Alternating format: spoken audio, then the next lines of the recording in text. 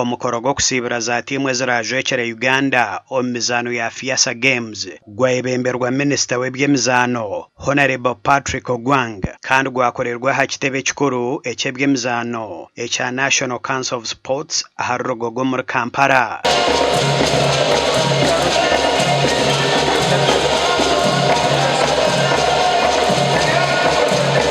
Justus Mugisha or President w'ekigombe ky'orukwebembera emizaano y'amashomero mu Uganda yagambira Minisita bemwaha bizibu ebirikuteganisa za tiimu z'amashomero ebirimu ibura ry'esente kandi Minisita omu kugamba kwe yaraganisa kuhwera kumaraho ebizibu ebi ekirareetere entunguuka y'ebyemizaano omu ihanga. Bwanyuma Minisita yakwasa ba kapiteeni ba tiimu ebendera aho abazaana barikurenga omuri 13 okuruga omu mashomero 67 barije kujwekera Uganda omu mizaano egi.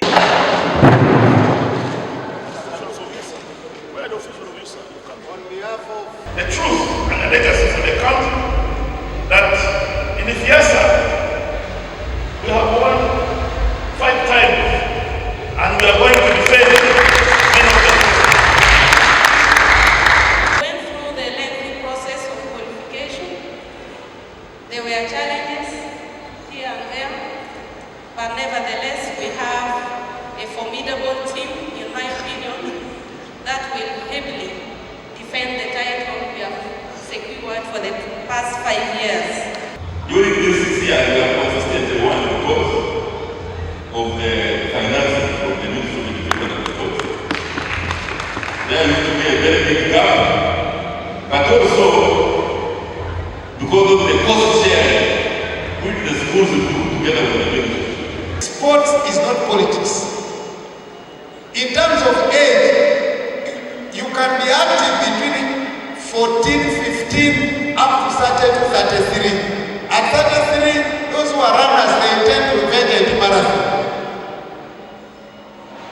And now their names have been seen. Even when I was still a young person, up today, I'm counting myself now an old person. At 42, I'm now old. Ebyo bikiryaho abeegi ba senior ya kana b'ishomero rya Global High School bagwa amakazi n'abeegi ba senior ya kataano ahagora emwe handiijo omu muzaano gw'omupiira gw'ebigyere ogwazanirwa aha ishomero ryabo.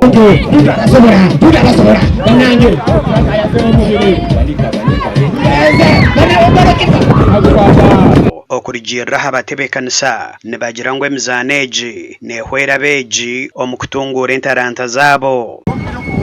Kuyamba abeegi one n'okurangura abafi n'okuzora talents zaabo kubanga nawe niyita classes okushanga omwana atakumanya arikumanya omushaija konka atakwenda tiimu yange mbadde ngisuubira okuwangula eno game second half and we expecting better second half. Tubadde batusose ne batukubamu goal esooka mu first half naye nebaza abasambi bange okukola ennyo refa ali asobodde okutuwa penalty.